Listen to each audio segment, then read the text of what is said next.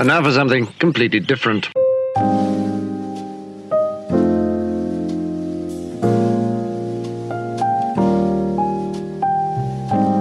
It's to develop, in simple terms, a very thick skin out of awareness of people's troubles, which they will try and bring at your doorstep and pretend that you share these problems and struggles. You share these inadequacies, even you know in a way.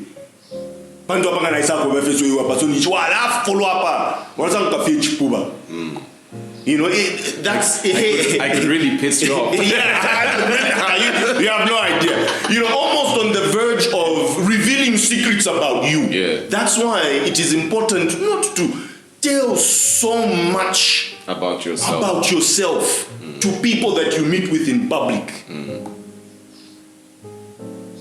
You meet them in public and you tell them so much about yourself that they know that they will turn that into ammunition. And they will injure you with your own information in public again, because that's where you interact. You interact with them in public. I would like that to be a place where we start from. Yeah. You know, how to exert confidence, right? Because especially in Africa, confidence is a very confusing concept. You know, it's somewhere there next to arrogance. You know what I mean? It sits next to arrogance. It sits next to narcissism. You know what I mean? In the African brain. You're not supposed to be confident. You know what I mean? Humble yourself. Yeah. I mean, we even look for that in our leaders, don't we? There was an entire an entire leadership trait that was being taken around. You see, the problem with that guy is not humble. He's not the humble. Good thing about this guy is he's humble. Like what? Wow. What does it really even mean? Like, is it stooping to your level? I think it's allowing people to be mediocre in your presence. Very good. Absolutely. You know what I mean? Like, Absolutely. that's what I think we think confidence is. We fear people with a lot of information. We fear people that actually know stuff. Why though?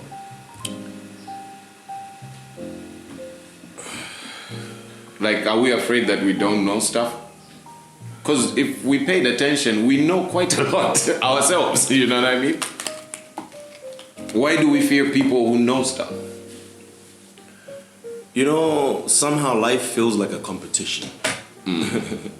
And anyone that can outdo you is a threat somehow.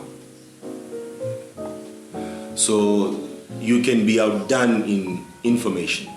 And so therefore, you as an external party competing would take that as a threat. It is what kind of distances us as Africans from one another.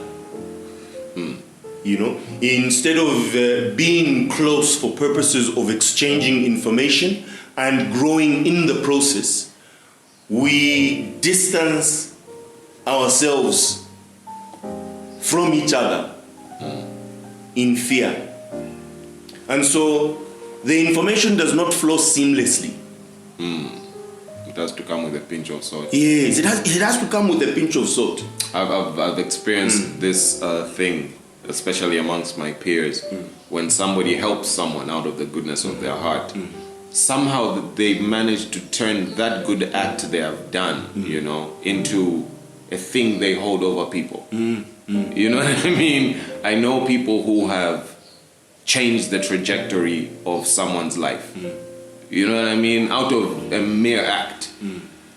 Person even tells them, if it wasn't for this thing that you did for me, you know what I mean? But the second that person has turned their back, they turn to me and say, "Oh, you see that guy there? Slavery is intrinsic. We have such an incessant need, desire to buy people. Such that even when you do become a wealthy person, the ultimate thing that you will do now is to give back. Giving back is not giving back. It's essentially just buying people. Now I'm helping you guys. If it wasn't for me, you guys would be dying of malaria. You know? So therefore, I have leverage and power over you by default. That even if I don't know you, if we met, I would have power over you by default. Because I have already bought you.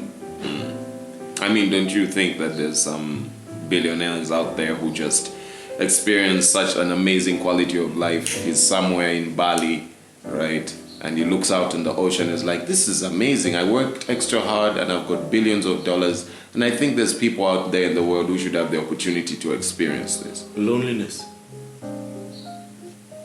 I mean, they say it is lonely at the top. There are very few people at the top. And in literal sense, there are very few people you can interact with if you are a billionaire. Very few.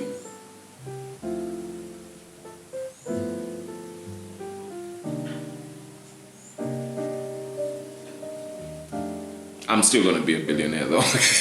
Yeah, no, I mean, it's a journey. It's a journey that every individual would obviously like to walk. That I started from here, and this is where I'm at, and this is where I'm going. You know, every journey is like that. You want your life to be different.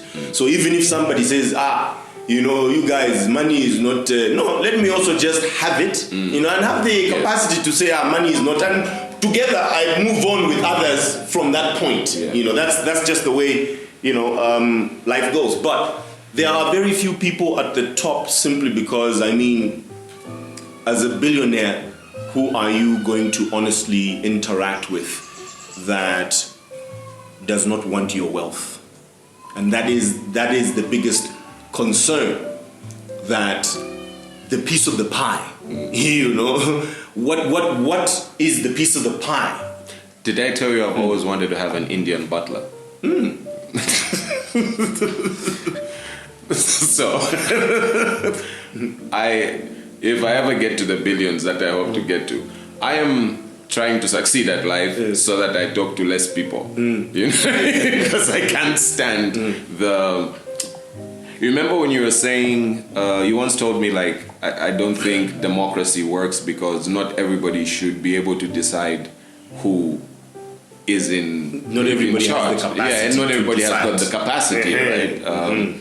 That's how I feel about people in my life. Not everybody, like, I'm in search of a certain type of information. You know what I mean? I'd like to spend the latter parts of my life searching for a particular kind of thing.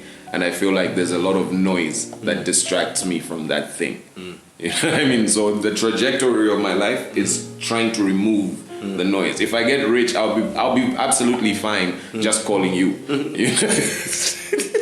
You know what I mean? It will just be me and Ranjit on my ranch. You know what I mean? In the middle of some island somewhere, and I'll be shooting pheasants for the rest of my life. I don't ever want to speak to nobody ever again. It's absolutely fine.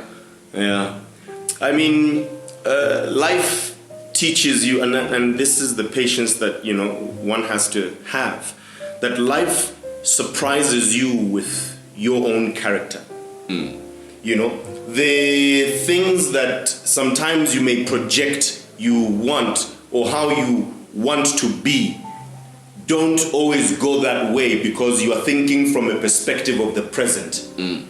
Tomorrow can be something that is completely different, that puts you in a very different position where your thinking radically changes, and now you almost have a totally different view of what your future would look like, because now your experience of life has also just kind of changed. It is what in general makes it difficult to predict the future. It is the one thing that we can make tomorrow that can change us all. You know, when you thought that, the world 50 years from now is going to be like this. But then, in that 50 years, 2 years later, something else is discovered. Something you didn't account something you didn't account for comes into the picture and changes the society, and then the trajectory kind of changes to say, actually this is not the direction. Flowers. The future is... There's more protein in flowers. Yes, the future is very difficult then to predict, because you do not yet have that exact experience in that moment of time. Yeah. In a different capacity. So you have to then be patient with yourself and how you kind of predict your future, in the sense that you must leave room for fluidity. And then begin to investigate what that fluidity can mean, you being this person that you are. If you ended up in this particular position or direction, how would I behave? And then you begin to regulate self in preparation for that kind of a future that is possible in any form, and you are not limited, and therefore you're not surprised at the end of the day when something happens to you, because that's how, for example, some people have lost wealth through lottery. That you never had money, and now all of a sudden you have millions of dollars. You are most likely to lose that money because it has come to you as a surprise. You never thought about what kind of a person you would actually be if you ended up with $10 million all of a sudden. Totally unprepared, you take it up and changes you, because you start having like new experiences that you've never had, and you never accounted for yourself in those positions again. So you then kind of miss the mark. I think I would be corny. What would be son? I would be like one of those guys who post motivational things with a Maybach. You know what I mean? Never stop believing. It's always darkest before the dawn. I never thought it was gonna happen for me, but look at me on my private island in a Maybach that I can't drive anywhere because there are no roads here. Because it's my place and I don't like tar. I'm conserving this place. Yeah, I know. I see the joke. You know what I mean? I think I'll be corny as a billionaire. But it's okay because I want to experience that. But getting back to confidence. Yes. I never lose my... Nobody thought you had. This is why you're on this show. You know what you have just done is the equivalent of like a father after having raised the kid and passed him through school, and the kid is brilliant now, and he comes and whispers to him at his weddings like, you see, me, I know how to raise children. What the fuck were you supposed to do? That was your job. You're supposed to keep us on track. But you see, we then call certain things that are supposed to be standard as success. Then, we reduce our ambitions. When you do the normalities and you pat yourself on the back for doing what is standard. And call that success. It's the...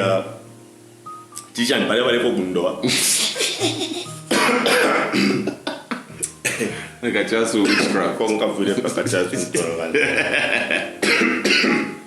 Gather yourself. All right.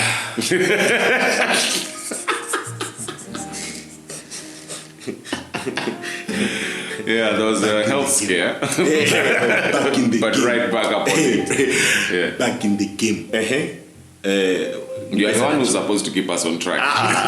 You were saying that if you make standard things, things that you cheer for yourself or pat yourself on the back, you reduce your level of ambition. Yes. Because there is this very good. You already changed it. You see, patting myself on the back. See, there we are. But I will not lose my focus. The infamous joke about this guy saying, I look after my children. Me, I look after my children. Me, I don't beat my wife. What a successful thing that is going on in your home. Please come here. We need to unite you. Papa, this guy does not beat his wife. This guy doesn't beat his wife. What a man. He looks after his children. What a man. You know? No, those things are mediocre in the sense that they are just standard, standard human being, Standard condition must be that that is the case, You're not going outside normality, So just because you maintain your normality does not mean, there's success there. Your ambitions should be a bit, further than doing things that are just standard. not Yeah, exactly, Must be a bit beyond that, but it means that we meet too many successes easily on our roads that we stay in satisfaction as we pat ourselves on the back without thinking about moving forward. Stuck in a perpetual self-gratification loop. Yes. Like you are in a journey, the standard would be walking. So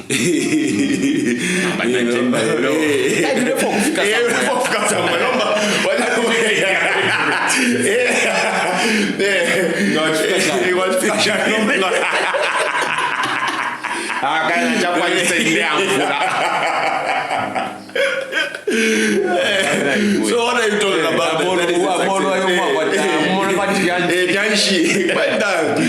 From point A to point B. You are here now. Have you not arrived? So the standard is working, moving. Basically movement, is the standard. Yeah. The success is, destination.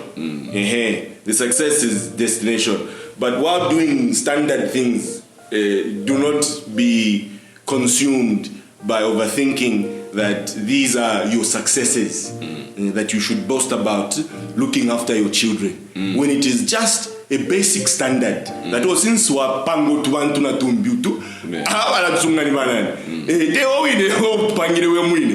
so you can't leave it up to somebody else. So it's a standard thing. It's normal. It's normal. Confidence, you can get it by knowing the standards. Elaborate. Ambition is very important. The only thing that is big about you is your ambition. How do you hope to see yourself? How big do you think you are to become? What things are you going to do to become?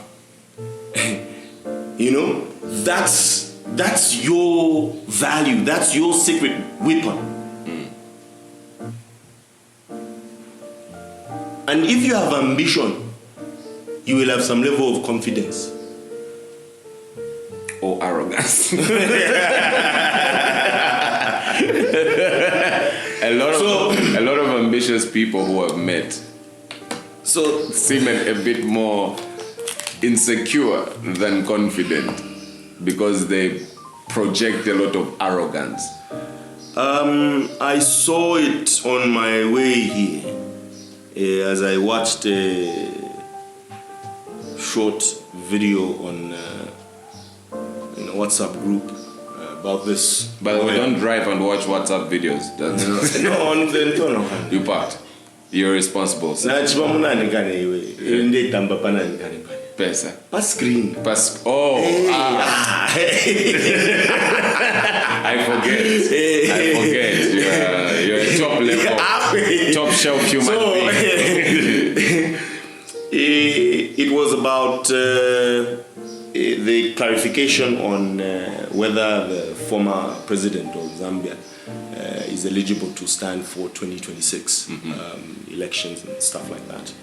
And I saw in the manner in which he chose to deliver this information, it was coming out with a bit of what you would call arrogance. Whom delivered what information? This lawyer guy. He's a famous lawyer in Zambia. Yeah. I see. So he was the one that was delivering this information at some public something, whatever was going on there. Yeah, and it's the manner in which he presented it that kind of seemed arrogant. Yeah. Okay. And I think sometimes we just don't know how to give information. You know, Without you being don't, arrogant. Yes, you don't give information as though to make someone look stupid for not having that information. You know, the reason why you are standing there is obviously because you got some information. Yeah. So just give it.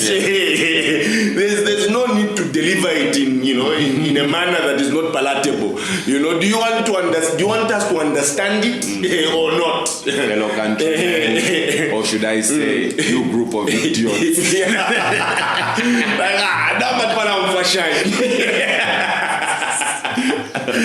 I mean, clearly you are idiots for not knowing this, you know. You cannot deliver information like that. And I think this is the reason why smart people sometimes are avoided. Because they have that then tendency sometimes, which is, done subconsciously for others. To talk down to people. Yeah, to talk down to people. That you don't necessarily know how to interact with people that would be able to extract a lot of information from you, because it just kind of seems like, you are trashing them while you are at it, So people then kind of avoid you and your data.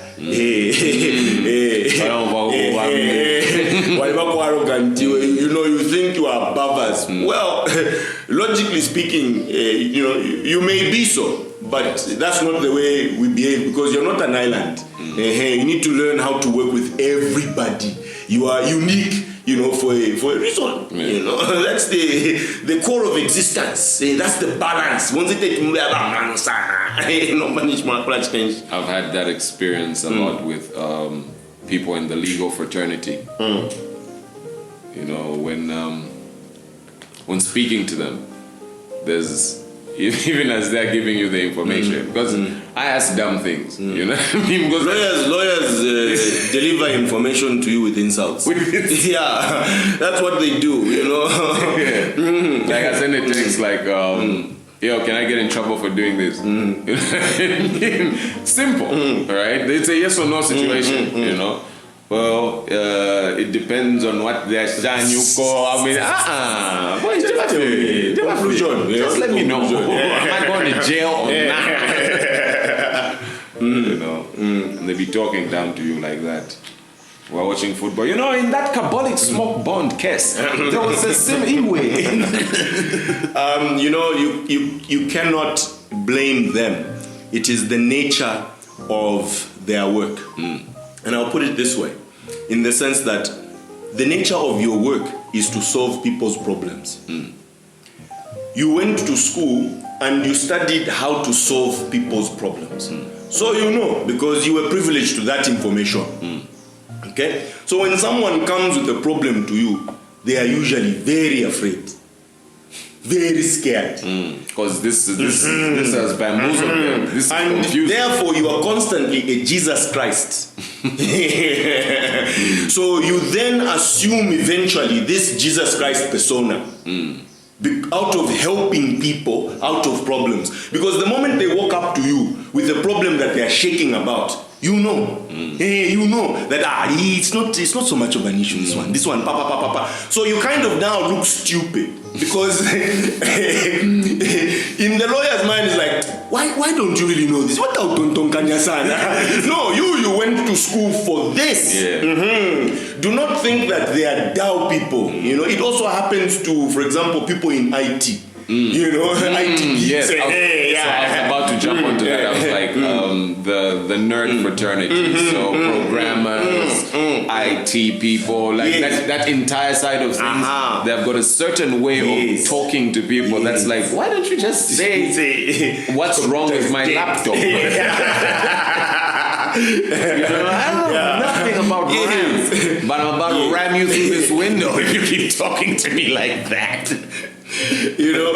It's a way of naturally thinking that this person is, how do you not know these things? You've just forgotten that, this is what you went to school for.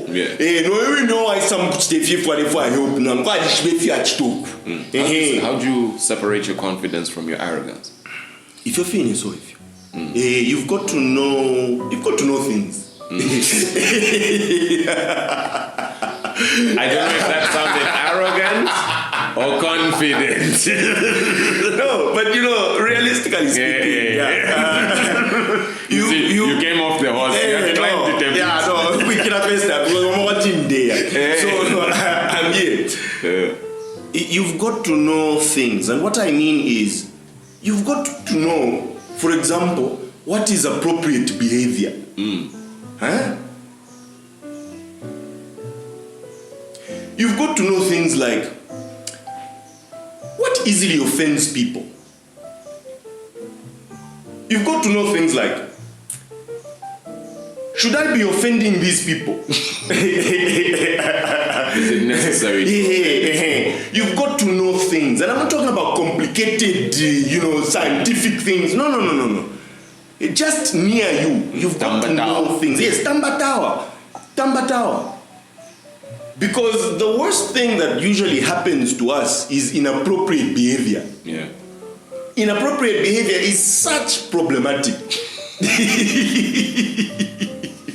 What sentence was that, sir? Inappropriate behavior is such problematic. Yes. I need to put that on a t-shirt. Inappropriate behavior is such problematic. Yes. I need to put that on a t-shirt. Please. Yeah. Actually, Kachasu Philosophers merch is coming very soon, by the way. Oh, yeah. And I've been thinking about what we actually should put on the merch. And I think it's the quotes from the show. Yes, absolutely. Yes, keep going. Inappropriate behavior is such problematic. Oh, man.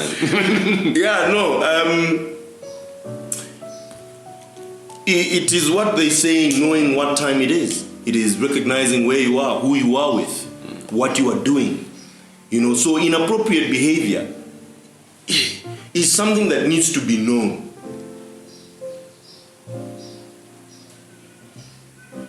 It is as simple as stealing. That's inappropriate behavior. Such problematic. It's such problematic. Don't go too far. Just bring it near. Close. Yes, close. Then you'll understand that inappropriate behavior. Such problematic. Thank you. So that's the one thing. Cheating is also inappropriate behavior. Yes, absolutely. Such problematic. Exactly.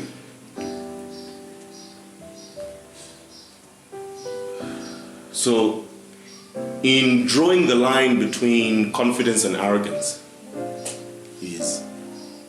that line is inappropriate behavior. Yes. Inappropriate behavior is what separates confidence from arrogance. Yes. That's nice. I like that. I like that. That one we're not going to put on the t-shirt. No. It's a little bit too serious. Too serious. Can't believe we didn't have a camera. Wow. No. Serious. That's it. When you turn around, you just find serious faces. Yeah. Actually, we can put that on the front. Right? And then on the back, we can have inappropriate behavior. It's such problematic. Everything can work. When you look back, for the t-shirt and then you just find that. Now you read that. Yeah. I believe in balance. You know what I mean? That's the show. You're here with like a lot of sense and anecdotes, and I'm just here to record and crack jokes. You know what I mean? I'm sorry. I don't know much. He's the wise one. I don't know much. Maybe I just rap. If it's not rhyming, it's not timing. Yeah. Inappropriate behavior is having no respect for the other and what they do, which you can't do. Having respect for that is appropriate behavior.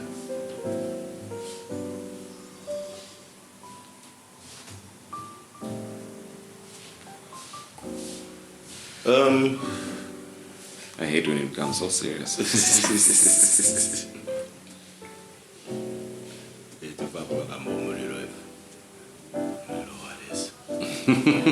I mean, how do you I mean, I guess we've answered that. Why do you think? There's also the answer for that. I was gonna ask, why do you think a lot of people fail to see that? Because our reality and our environment, right? This seems like something everybody should know. However, our environment, wherever we go, we find people exhibiting inappropriate behavior. So what is the problem? The problem is the practice of arrogance. Because what you are busy with is practicing arrogance without recognizing it. What you are supposed to do is step back to recognize the arrogance. Then you can fix it. But if you are busy practicing that arrogance, then that's where you live, that's where you stay. And you are comfortable in that state because you never step back to reevaluate yourself. You know, sometimes when we have antagonistic relationships, that is a moment in your life that is very critical. Okay. Critical in the sense that that's the time you take stock of your life and actions. Have they always been appropriate? What mistakes have I made? How did I not know that these were mistakes? Why did I do that? This is a time to basically what they call self-reflect when you have antagonistic relationships. Because it's not always about the other person. For you, it is just a matter of getting an opportunity to think about yourself and your actions. Because you've got a brain and you are now thinking logically, you will find logical answers and you will understand how to behave better next time. But if you are arrogant and just say, yeah, no, me, nothing. Tupac. Hey, Tupac. You move on quickly. That as we move.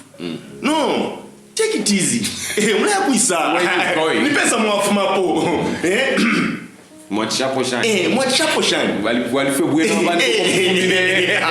Because you are here now. You are here now. So I want to go home for me. But shine. So I go back up the entire village, back up destroy it.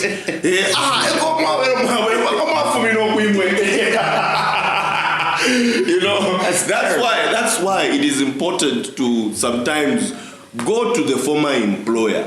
The former boyfriend, the ex-husband, the ex-wife, you know, the ex-boyfriend. You go and ask, Chad Shan, my Kere Shan, no, you went to him. That's crazy. That is crazy. Yes, because look, you know, I always compare individual as people to companies, the way companies operate, because you don't know that companies are actually living things. You know, in the sense that before they can find you, if they find you attractive on the market, I think we will to a woman. But before Tabala Quingisha, Bala to Mama phone, we were also over there to go on to a shan, Minico Shanuko, Baby, oh no, we are the fiance. Our company is now even defunct because of that very same individual. That's just calling me on my personal phone. Don't call this number again. You know, then you decide, unfortunately, we are not going to go with you due to and they move on forward to somebody else. You know, but us, we live a very dangerous life. You know, not knowing that we are bringing on board serial killers. You know, such that when you went back to see where they came from, it's very obvious. Yes, it's like, very obvious. Hold on. It's like, I didn't know you were a warlord. You know, you know, I didn't know you harvest human happiness. So, where are we moving to so fast? From where are we moving from?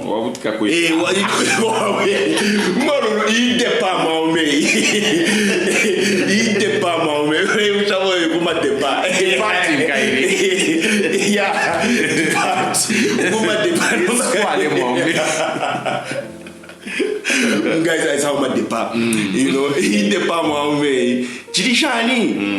Nkuita mwafuma. No, twanuka coffee. No. Let's go and check your waist. Not to home guys, but I'm 0 out of 10. So I'm not testing.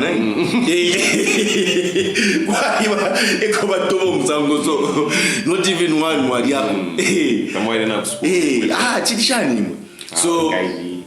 You know, we are in such a hurry, you know, to move forward while staying and maintaining the very same state, you know, and just somehow changing our environments and the people that we interact with, you know, while we remain these very damaged, you know, people, because we have not taken stock of our previous actions. And ask honestly, you know, don't wait for God. You know, you are, don't fear yourself. You know, don't fear yourself.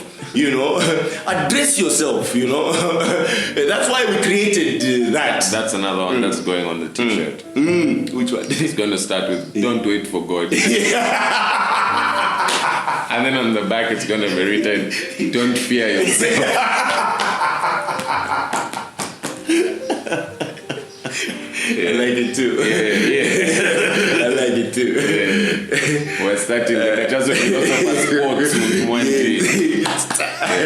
All right, great. So remember to take stock yourself. You know. Yes, don't wait for God. No, just you know, yourself. Figure out why something went wrong there. You know, it's not always that people will wrong you. There will be absolutely no wrong that you will do. You know, if you have to barufian. Then why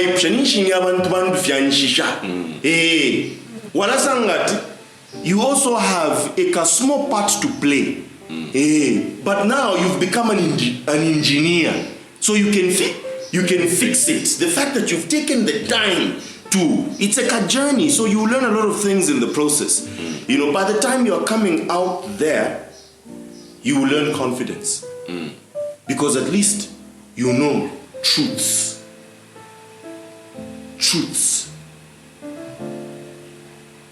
And not arrogance. Yes. Which is perceptions. Yes. You know what I mean? Arrogance is built on perceptions. You know what I mean? PhD na kwata net sungundanda so. Wamuna be bakambo muntu wachinja ngeka guys panika pa TV kana tanda pokali. You know, really touched you. No, I was disturbed. In fact, the word is perturbed. You know, I wasn't quite impressed, you know. His manner of conversation. Yeah, I wasn't quite impressed. I have issues with that. People, you amongst them, right?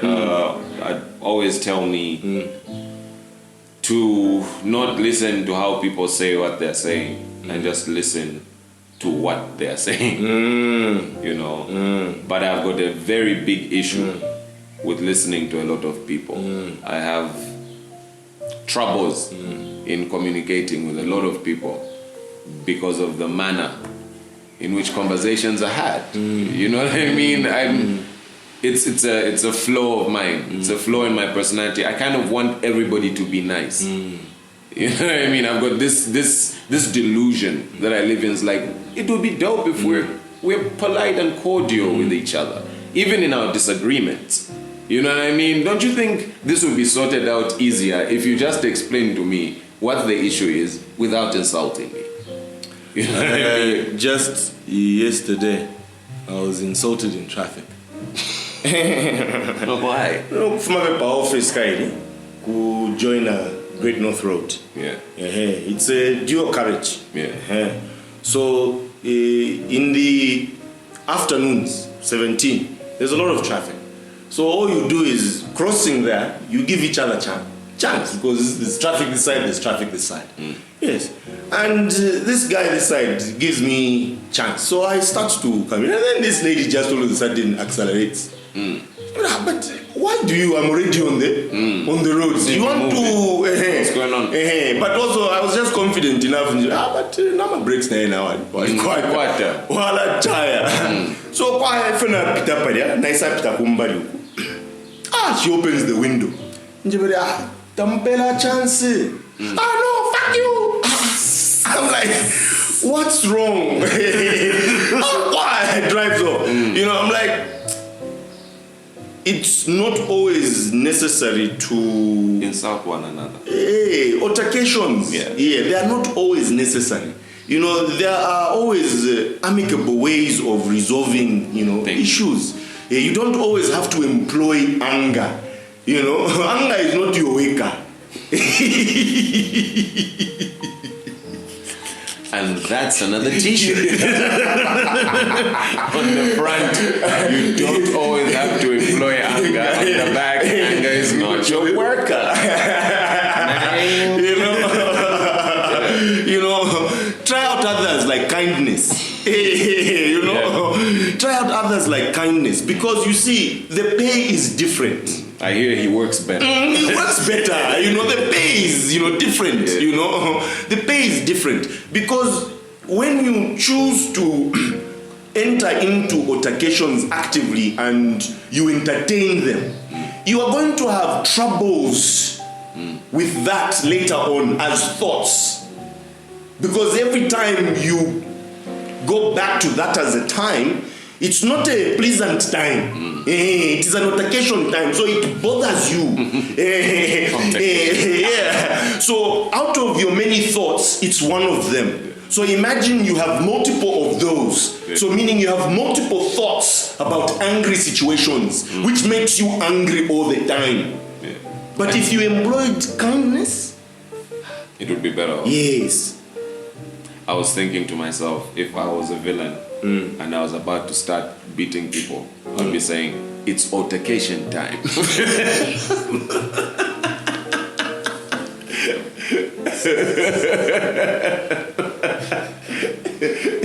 It's altercation time.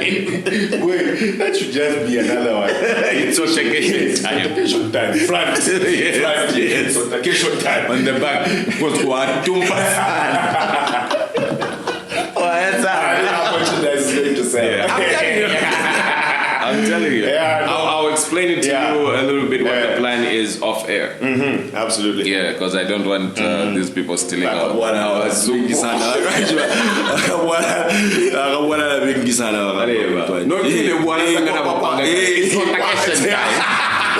By the time you're walking outside, no, as we are closer to it's going to be real altercation time if I find you with one of these. I'll go papa and leave my stuff. I guess that's one of the things that anyone must actively do to clean up your life is to make sure that when you think about the outside, there's peace. Right? The way you have left things in the places that you went to, everything is fine. Yeah. No one will come knocking on your door. Hey, It's altercation time.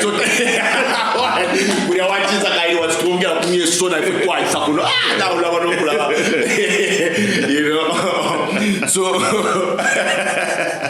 I'm sorry. It's killing me. It's altercation. This one should come out. It's altercation time.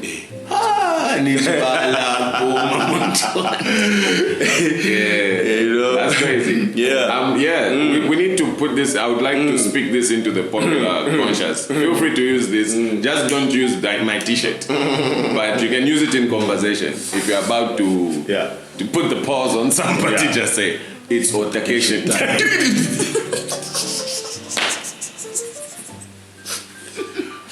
Yeah, that's all. Yeah. And after that, he assaulted him.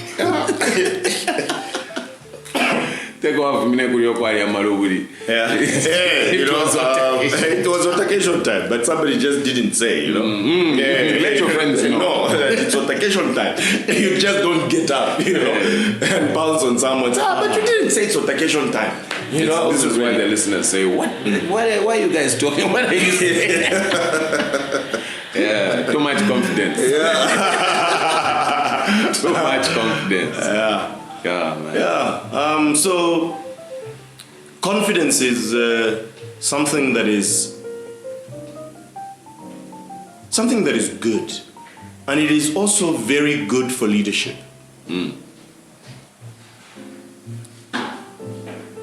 That to a certain extent you must be confident in what you are doing. Yeah. If you look like you are pumping brakes here, there, reversing statements, people then get to lose confidence in you, and therefore it becomes difficult for you to instruct them. Yeah. You know, how to go forward this year, because you seem not to know what you're doing. You know, so confidence is not something that you just buy off the street. You know, confidence is something that you acquire over time. You know, out of the knowledge of the world that you gain. You know, out of how you change your life. You know, what things you move. You learn about yourself, and so you have a number of sure things that inform you greatly that this you know, this you know, this you know, this you can do, and for sure you can do, because experience has basically taught you so. You know, so you therefore end up with reasonable confidence, as opposed to having absolutely no knowledge and, you know, being arrogant then. Yeah. You know, where you are pretending that you know things, you are pretending that you are this person when you are actually not. You know, Over projecting your confidence.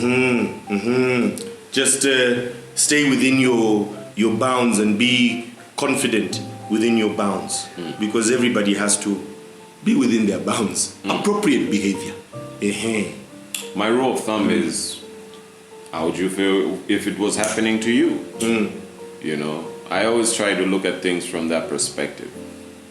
If you're at a bar and you're a man of means and you're trying to get somebody, or maybe if you're not a man of means and you meet somebody who's a man of means and you'd like to share a beer with them and they offer you a beer, how would you feel if that person gave you that beer by just pouring it all over you? You know what I mean? Like, I usually try to just, like, how would you feel in that moment if someone was speaking to you the way you're speaking to this person? There's a weird thing that goes around in Zambia, in drinking places. And it is the thing of buying rounds.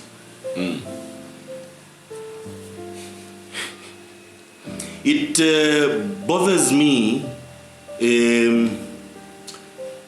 to the extent that that is what I slightly call as arrogance.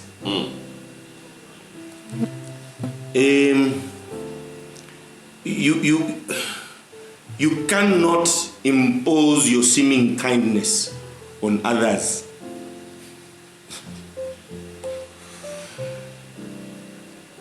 Because the question is... Tell that to the missionaries. Yes. The question is, you have not even talked to me to find out if I want another beer. Are you willing to waste your money just like that if I don't drink your beer? And it just stays there because probably maybe I was on my last. People impose themselves so much in other people's lives with some assumptions that they don't really interrogate on their own. Because you just think, it's a good thing. But it's not often a good thing. It is sometimes mistaken for arrogance. I mean, not mistaken. That is arrogance. You know?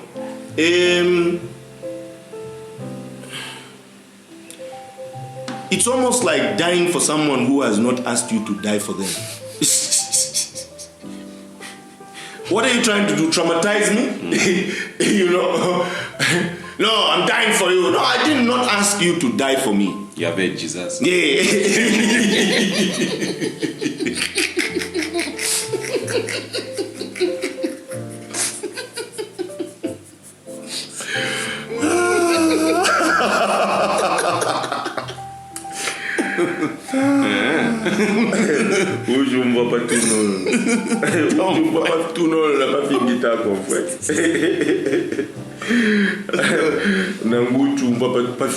Yeah, because you know it's the guilt trip, right? It's a guilt trip. Yes. It's what we would consider the guilt trip of religion, right? The guilt trip of, in some cases, African parenthood. When an African parent wants you to be a certain way and it guilt trips you. Do you know what I did for you to be here? Your job? So you know, what I dislike in that moment is you're wanting to buy me. You know, why are you buying me by force? Who says I am for sale? Yeah. Why are you spending money on me? Why are you spending your value on me? Who says? Did I say that I needed your value? Because if you do it that way, then I am not even supposed to insult you. Because you're going to say, after all, I bought you a 6-pack. Yeah.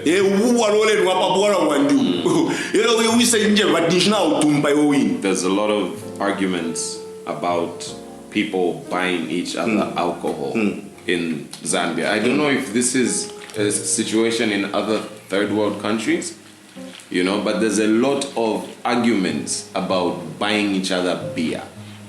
A lot of, you know, misunderstandings around who bought who beer. You know, I hate this unnecessary. Perplexes me. I hate this unnecessary confusion. That as a grown person, if you're going to choose to be out there, you must be able to read responsibly what your pocket is saying and how it is going to sustain you outside and for how long. You must have this information with yourself and operate by that information. But for some reason,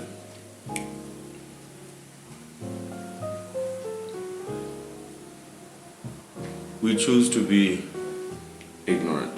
yes, and irresponsible at the very same time. Ignorant of self and other.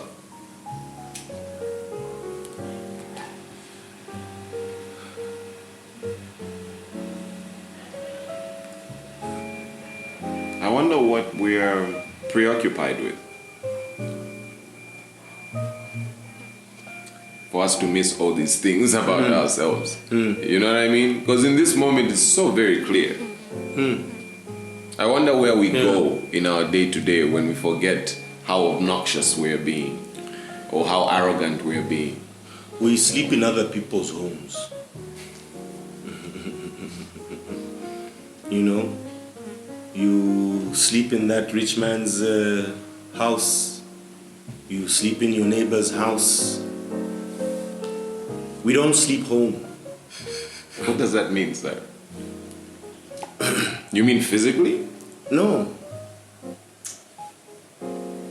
What I mean is that we are filled with the lives of so many other people.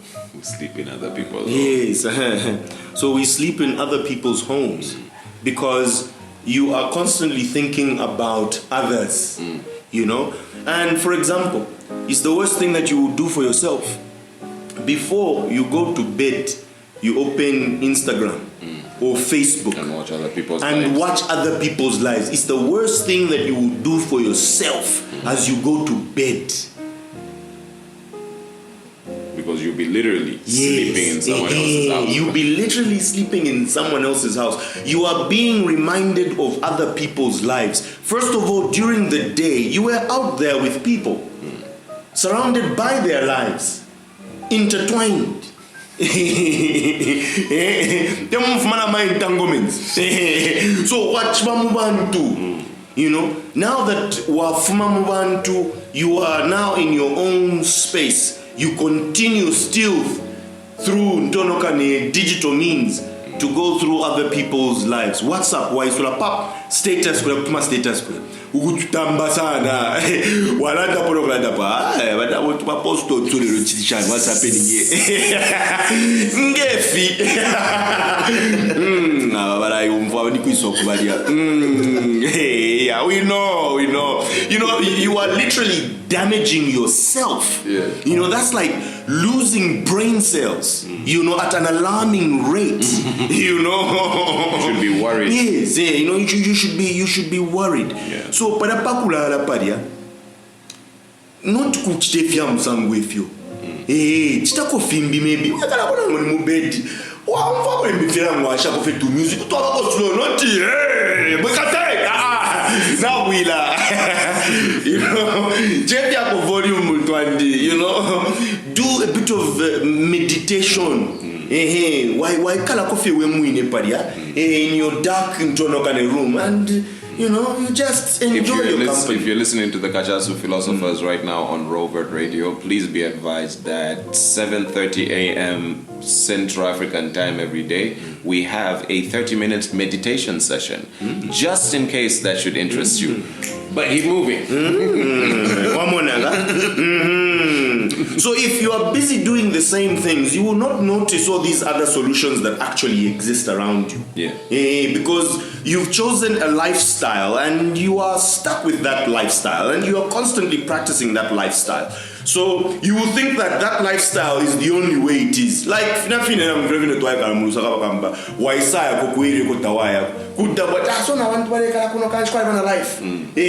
know, first time I went to Lusaka, let me know. But what's going on? So you leave this side. Very consent. What's going on here? You know? So this life is. That's how I felt when I went to the Shaolin Temple in Ngwerere. I was like, what? This is here? Yeah. What? There's a place like this here? No. What? It's like, have you been there? You should. Yeah, you should. Yeah. Make I think I should. Yeah. I think I should. Yeah, I've been toying with going there. Like Philosophers. Yeah, one of the people we're actually supposed to talk to, he's just left the country, he was a monk there. Yes. So I'm trying to make connection with somebody else so that we can go and record from there. Look forward to that episode. If you miss that episode, you should love me. So from now you Shaolin monk we grew up watching this Shaolin monk in a Shan, you know. In the monk shot. You know, So it's an interesting place. Yeah. Because there's, sorry to deter the conversation, but what they're doing is trying to teach confidence, right? The only problem that's happening, somebody presented a problem to me about what's happening there. So a lot of the people that are ending up in the Shaolin Temple are kids who are otherwise problematic in the neighborhood. So 6 months. No phone, nobody, no nothing. So you just learn a life of discipline and a life of gratitude, of learning to be content with certain things and things like that. The problem that was presented to me was like, these guys are not being rehabilitated because they're coming out of there, going back to crazy situations, and now they can fight. You know what I mean? So it's like ons are just coming out hardened. You know. You know what I was also thinking is that it's funny sometimes how we pick people from society and say, these are the ones that actually require this help. Because you see, it's just levels. we are almost the same. We are all the same. Yes. Yeah. That very same person that Ali Kolwasan, Shanchanyu Komamsenda from the Kombon Muamtorakuri, there's also the same person at another level, that is being ignored. Yeah. I had a very interesting experience in Joburg. I met a 50-year-old man who was having a midlife crisis in a cafe. Right? And I'm very, like I said, I have difficulty socializing with people, but this is a cafe. If you know, you know. Yeah. You know what I mean? So Kachasu. the inhibitions are all the way down. So I started having a conversation with this guy, and I realized he's struggling with things that come to me almost like second nature. Things like confidence to make decisions. You know what I mean? And he's like he's almost debilitated. Like he can't move. He's got everything the heir of a multi-billion-dollar business. But he's like, I'm in here because I can't do anything out there. I'm stuck. Can I paint you his picture? When your father... Talk to me about my father. When your father is the king of the world, who are you? Soon to be the king. Soon to be the king. But the question always is, because you see, your entire adulthood is really determined by your childhood experiences. And when you were a child, that is when you experienced the true kingship of your king father. Yeah, because you were young and he was, older than you. He's already your father to start with. And then he's a king. So you see him as your father, ulamtina futi, but futi ulamona kingship yakwe in public. So you feel very, very small, and you struggle with the confidence of being as good as this man. You live in the shadow. Yes, you live in the shadow. So it's usually a very big headache for people whose fathers are kings.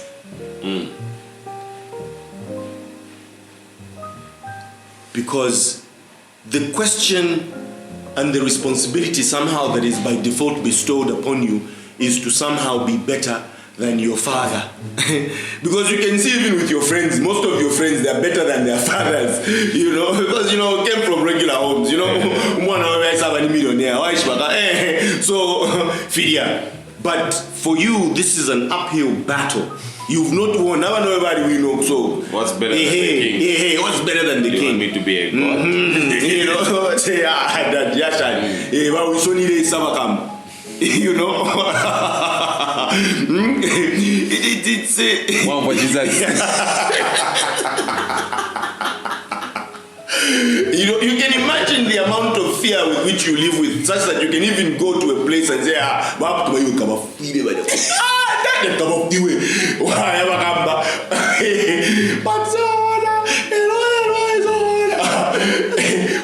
because your father is a god, and there's nothing that you can do, and even the regular people, they even know. So you live in a very strange middle world of rejection, and it is something that you can then struggle with, such that you never seem to find your confidence, because there's always someone that makes you look stupid. There's always someone that is just way too powerful for you, and somehow, because the world seems to have conquered many of the fathers, you are not able to. What station conquer about someone? I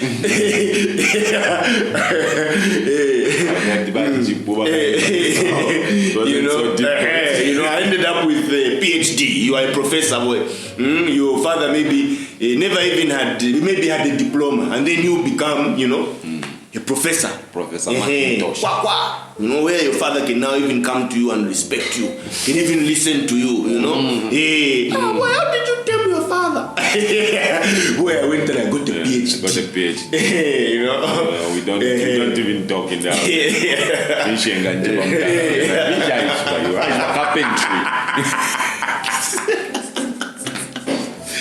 Therefore, Joseph must have had a tough time. Yeah, with Jesus. Yes, with Jesus. Yeah, Joseph must have had a tough time. What do you Yes. do? Imagine trying to discipline him. You can't be going to the synagogue. Listen, I'm here to save souls. Those people are seeing me talking in the synagogue. Those are the greatest minds of our time right now. And I have to debate them because I'm knowledgeable. You're teaching me how to make tables.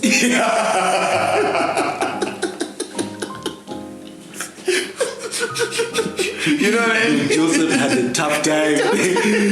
Jesus. Yeah. Someone needs to tell the story of Joseph, the alcoholic dad. Yes. Who he had to go to the bar. It's like, what's wrong today? You don't understand. I can't tell him anything. Yeah. I can't tell him anything. And the mother just says, no, leave him. Yeah, because that was Mary. No. Yeah, no, he's not your son.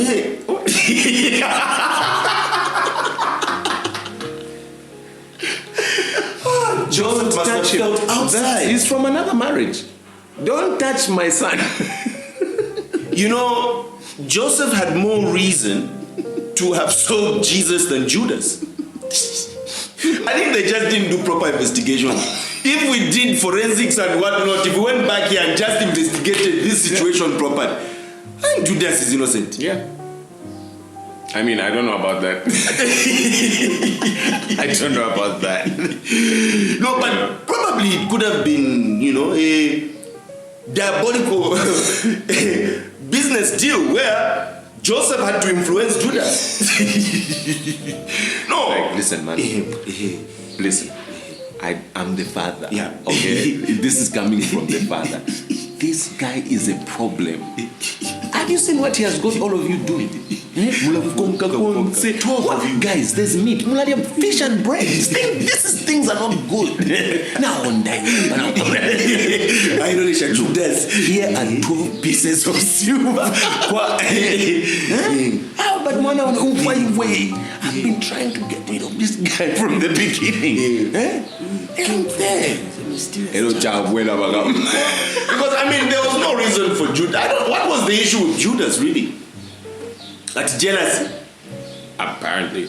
Jealousy free from somewhere. Judas was a serious businessman. He was giving him a banana.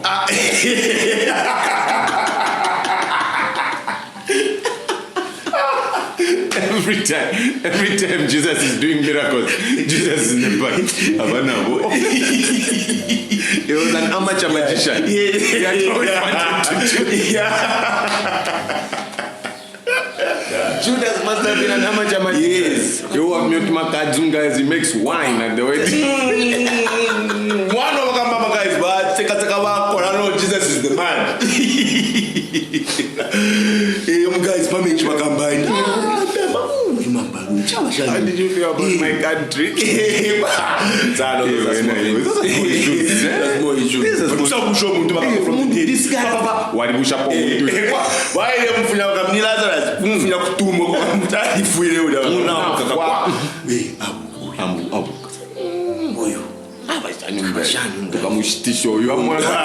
need to give him to the Romans. I need my amateur magician, my career to take off. And that's why there is a movie that these vampire movies that suggest that Judas was the first vampire. Yeah. All right, I think we have gone as far as we can go. Yeah, no, I think confidence. We have now reached into blasphemy. Full capacity. We are at full capacity right now. This is where I would also, agree that I think if you feel I mean,